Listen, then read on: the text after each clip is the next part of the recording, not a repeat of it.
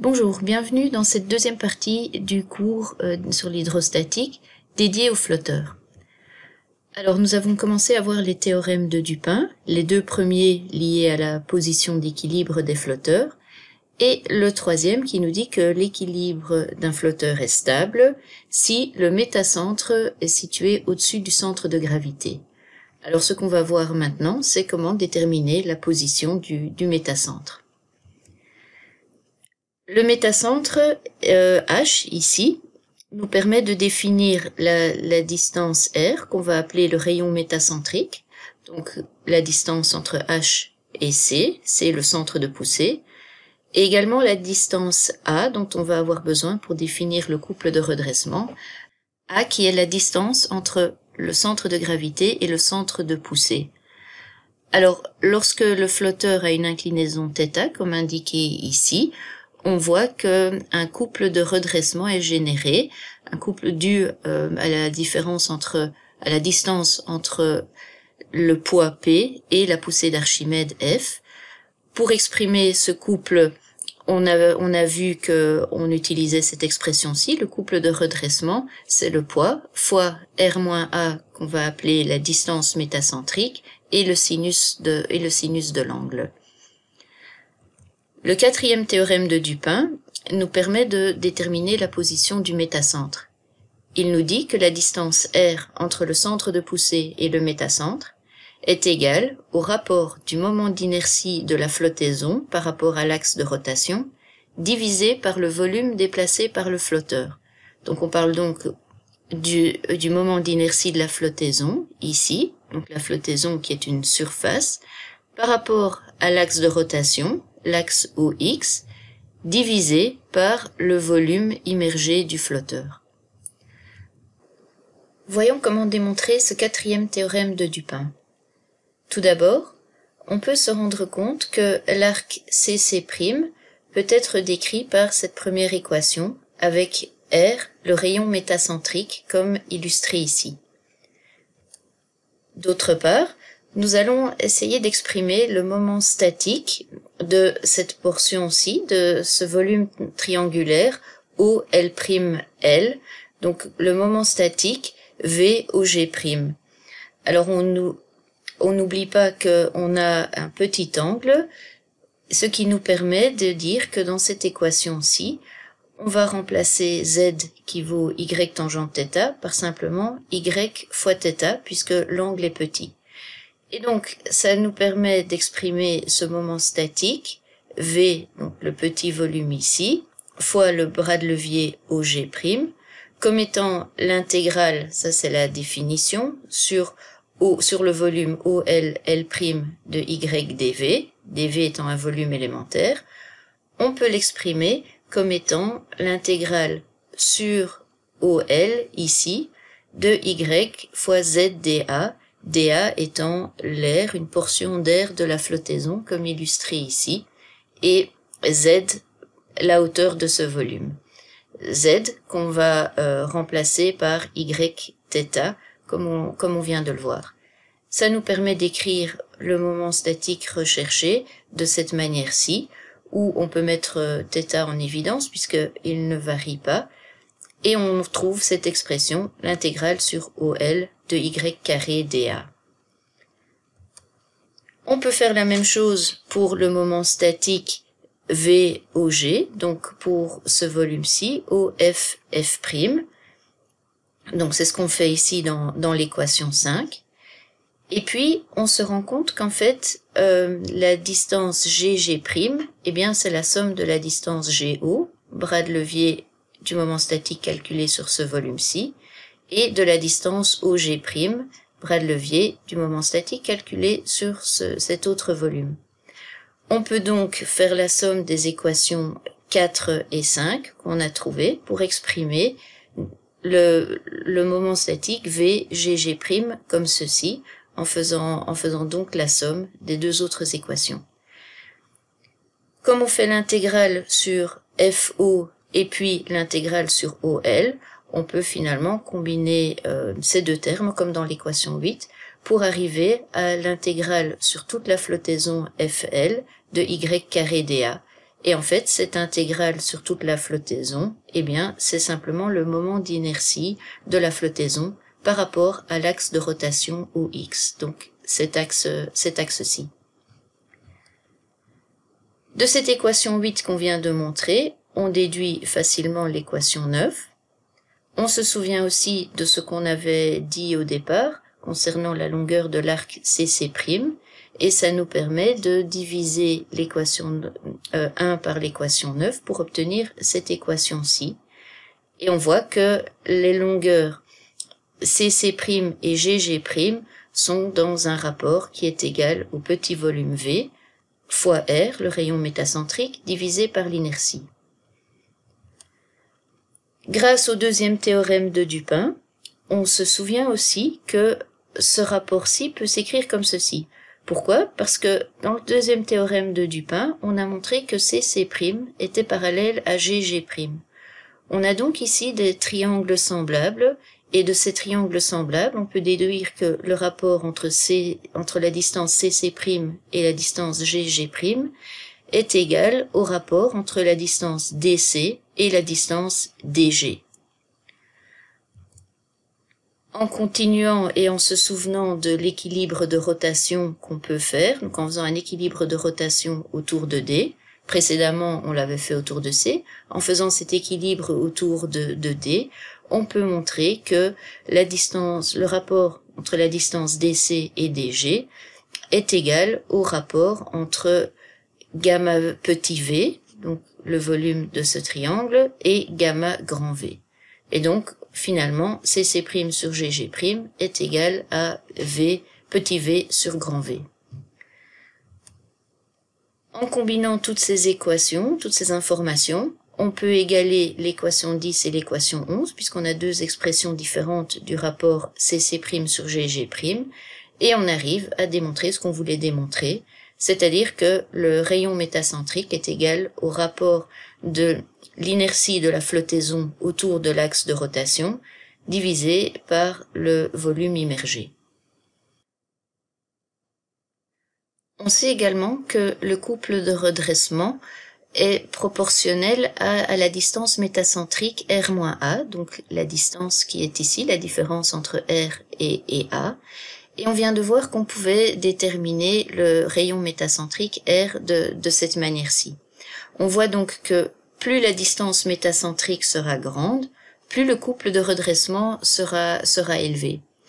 Et pour connaître exactement cette distance métacentrique, il nous faut donc calculer la position du métacentre et donc le rayon métacentrique R.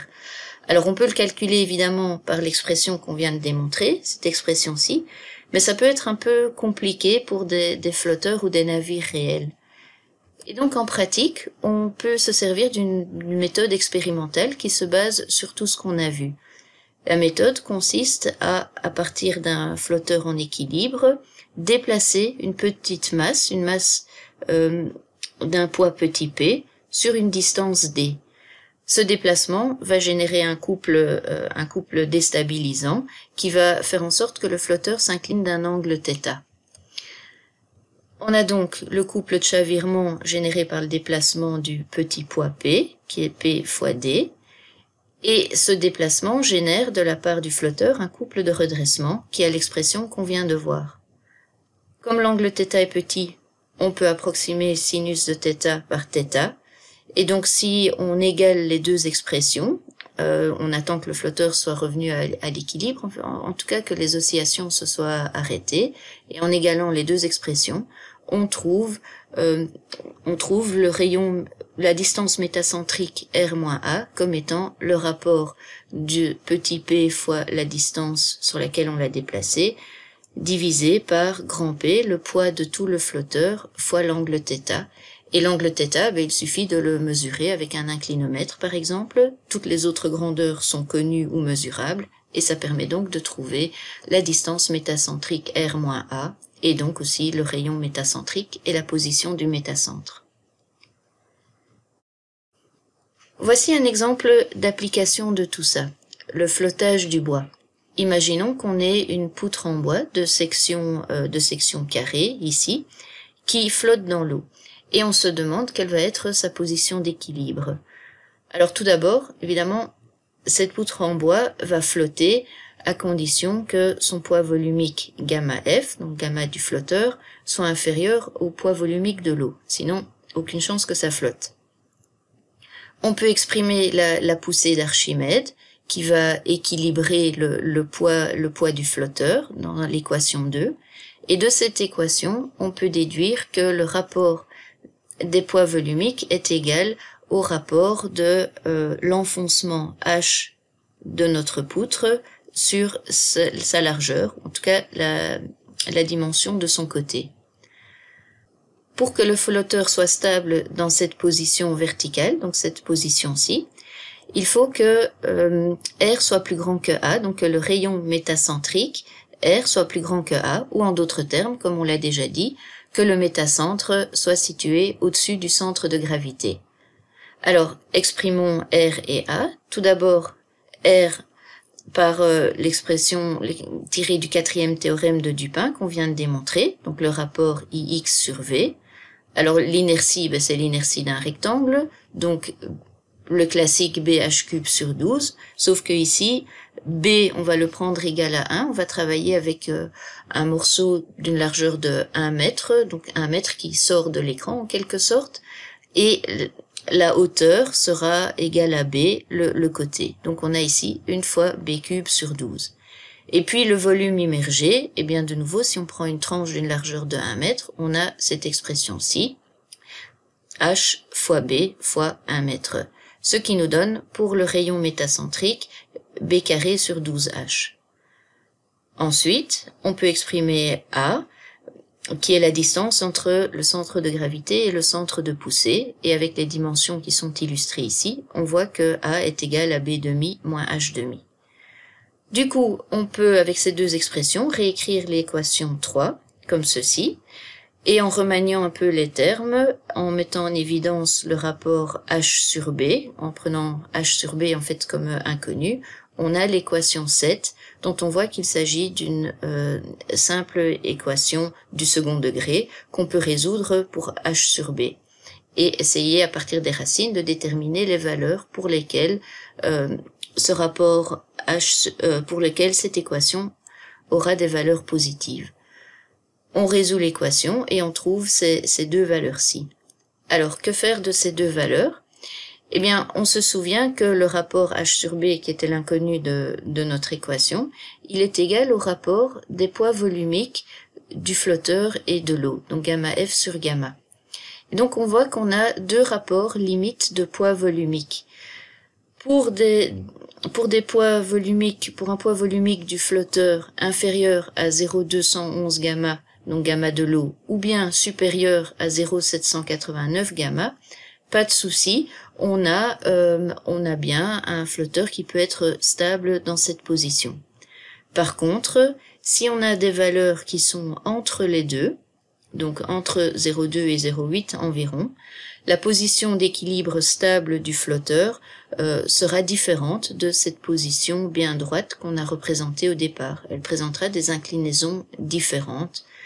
Et on peut se rendre compte, par exemple, on peut imaginer que une poutre en bois qui aurait un poids volumique inférieur à 2070 newtons par mètre cube, c'est en fait un bois très très léger, par exemple du balsa. Par contre, l'autre limite correspond à un bois qui est beaucoup plus lourd, comme par exemple du chêne dur. Donc pour des bois très légers, on aura une flottaison de ce type-ci, avec un enfoncement très faible. Pour un bois plus lourd, comme du chêne dur, on aura une situation comme celle-ci, un enfoncement plus important. Et pour les valeurs intermédiaires, on aura des inclinaisons différentes pour l'équilibre stable. Alors ceci nous amène à parler des oscillations des flotteurs, puisqu'on l'a vu, lorsqu'un couple est appliqué à un flotteur, celui-ci va osciller jusqu'à trouver une nouvelle position d'équilibre. On va distinguer les petites et les grandes oscillations. Commençons par les petites oscillations. Dans ce cas-là, on a déjà montré que le couple de redressement était donné par cette expression-ci, et si les oscillations sont petites, on peut assimiler le sinus de l'angle θ à θ. Les valeurs sont très proches. le couple de redressement va générer des oscillations du flotteur, oscillations qui sont liées à une accélération angulaire décrite ici, l'accélération angulaire du flotteur. Et donc on peut écrire cette équation qui est en gros l'équivalent des forces qui est égale à masse fois accélération. Eh bien on a ici le couple qui est égal à l'inertie de masse du flotteur, du corps qui va osciller, fois l'accélération angulaire. Si on remet les termes dans l'ordre, on a cette équation-ci qui est une simple équation aux dérivées ordinaires dont la solution est donnée par l'équation 4. Et dans cette équation, on voit que la période des oscillations est donnée ici. Elle dépend de l'inertie du flotteur, mais également de la distance métacentrique R-A. Donc, on s'est déjà rendu compte que pour avoir un couple de redressement efficace assez élevé, donc une stabilité importante, il fallait avoir une grande distance métacentrique, un grand R-A. Seulement, on voit aussi que pour avoir des oscillations plus confortables, donc de périodes assez longues, il vaut mieux avoir une petite valeur de R-A puisqu'il est ici au dénominateur. Et donc, il y a une sorte de conflit d'intérêts ici. Et en fait, on voit que dans des cargos ou des bateaux de plaisance, on va avoir une distance métacentrique qui sera finalement assez faible, 30 à 40 cm. Par contre, pour des grues flottantes où on va vraiment privilégier la stabilité, on aura des distances métacentriques qui seront de l'ordre de 10 ou 15 mètres. Qu'en est-il pour de grandes oscillations? Eh bien, pour de grandes oscillations, on ne peut plus faire la simplification sinus θ égale θ, mais ce qu'on a aussi, c'est que le point H, qui est ici l'intersection des lignes d'action des forces, des forces de poussée, ce n'est plus le métacentre, c'est plus le centre de courbure local de la surface des poussées. C'est une distance différente, donc on va exprimer le couple de redressement comme ceci. Au lieu d'avoir R moins A, on aura simplement la distance GH. On peut représenter le couple de redressement, donc il y a toujours une expression qui varie en fonction de l'angle, comme ceci, avec la courbe bleue. Et on va voir ce qui se passe si on applique au flotteur un couple CA. Dans cette situation, à partir de la courbe bleue, on peut commencer par définir le couple maximum de stabilité statique, qui est simplement le maximum de la courbe. Donc, c'est le couple de redressement maximum. Alors, pourquoi statique? Parce qu'on n'a pas tenu compte du mouvement. C'est le couple maximum de stabilité si on déposait le flotteur avec cette inclinaison θ correspondant au maximum. Mais en réalité, lorsque on applique un couple CA à un flotteur, celui-ci va progressivement s'incliner et en s'inclinant, il va accélérer. Il y a une accélération angulaire durant toute son inclinaison de 0 à θA. L'angle θA est l'angle pour lequel le couple appliqué est égal au couple de redressement. Donc, ça devrait être la nouvelle position d'équilibre puisque le couple de redressement compense exactement le couple appliqué. Mais à cause de l'accélération angulaire, le flotteur acquiert une certaine vitesse et en A, il a atteint sa vitesse maximale. L'inclinaison va donc continuer, mais en ralentissant, et le mouvement va s'arrêter pour un angle θB, qui correspond à une restitution complète de l'énergie cinétique acquise pendant le début du mouvement. Donc en effet, si on écrit comme ceci, l'énergie cinétique acquise par le flotteur durant son mouvement d'une inclinaison nulle à une inclinaison θA, ça correspond en fait à l'air qu'on a ici, DOA. Et le mouvement va s'arrêter lorsque le flotteur aura restitué son énergie cinétique, donc pour un angle θB tel que l'air ABE soit égal à l'air initial. Et donc de cette manière, on peut trouver l'angle final des oscillations. Mais évidemment, comme pour cet angle θB, le couple de redressement ici au point B est supérieur au couple appliqué, le flotteur va repartir dans l'autre sens. Et donc on va avoir des oscillations qui vont ralentir progressivement à cause des frottements qu'on a négligés dans nos équations, mais qui existent dans la réalité. et il va se stabiliser pour la valeur θA ici. Donc l'angle θA est l'angle d'équilibre. On a vu que pendant son mouvement d'oscillation, un flotteur pouvait s'incliner plus loin que l'angle d'équilibre final. On va donc pouvoir à partir de là déterminer le couple de chavirement qui correspond en fait à cette valeur-ci, telle que l'énergie cinétique acquise pendant le début du mouvement puisse être restituée dans cette partie-ci. Et la limite, on la trouve, donc l'angle de chavirement, θ chavirement, on la trouve pour un point B, tel que à cet endroit-là, on a l'égalité entre le couple de redressement et le couple appliqué.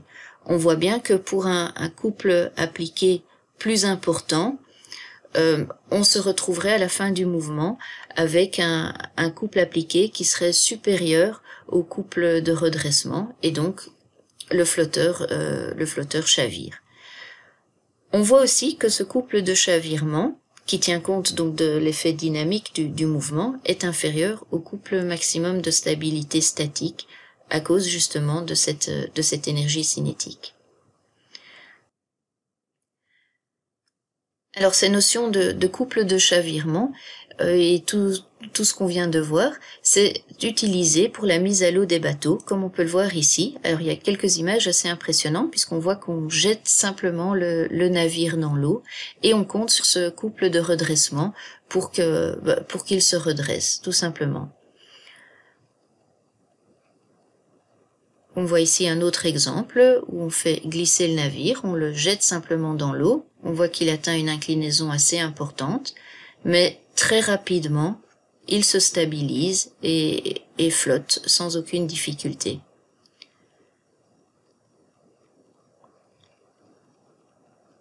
Voici encore un autre exemple. Donc on voit un navire vraiment de grande dimension et on le pousse dans l'eau. Il s'incline très fortement, même de l'eau qui monte sur le pont, mais ce n'est pas un problème. Le couple de redressement, donc en fait, sa capacité de redressement qui est déterminée par la position du métacentre est telle qu'il peut se redresser et se stabiliser sans aucune difficulté.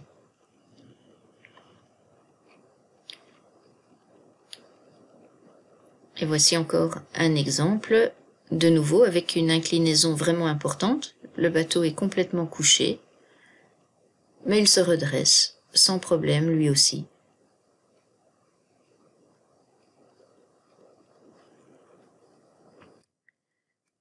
Alors, toutes ces notions nous permettent aussi d'expliquer certains accidents qui se sont produits. En janvier 2016, un bateau, le Modern Express, a lancé un appel de détresse parce qu'il s'est retrouvé dans une position inclinée sans plus pouvoir se redresser et donc sans plus pouvoir naviguer non plus. Alors qu'est-ce qui s'est passé? Eh bien, le cargo a été victime d'un désarrimage de sa cargaison. Il transportait du bois et à cause de cette cargaison qui s'est déplacée, le centre de gravité s'est déplacé et dès lors la nouvelle position d'équilibre est une position inclinée comme ceci, ce qui rendait toute navigation impossible. D'autres accidents se sont produits, comme par exemple celui du Herald of Free Enterprise, un bateau qui a chaviré au large de Zeebrugge en 1987. Donc c'est un accident dont il a été beaucoup question dans la presse à l'époque. Le bateau présentait un surenfoncement. Il était pressé d'assurer la liaison entre Zeebrugge et Douvres, donc il a démarré en ayant les portes encore ouvertes. Le temps était calme, les voitures qui avaient embarqué dans le ferry n'ont pas été toutes attachées, et au moment du démarrage, à cause de l'accélération, le bateau s'est incliné, de l'eau est entrée, cette eau a fait flotter les voitures, des tables ou toute une série d'objets qui n'étaient pas attachés. Donc ça a fait osciller et déplacer le centre de gravité, ce qu'on appelle un phénomène de carène liquide, lorsqu'il y a de l'eau dans la carène et que cette eau se déplace, et elle accentue donc les mouvements d'oscillation par le déplacement du centre de gravité qui est induit. Et le résultat, ça a été le chavirement du bateau, comme on le voit ici, avec un nombre important de victimes, 193 victimes sur cet accident qui s'est produit vraiment juste après le démarrage du bateau depuis le port de Zeebrugge.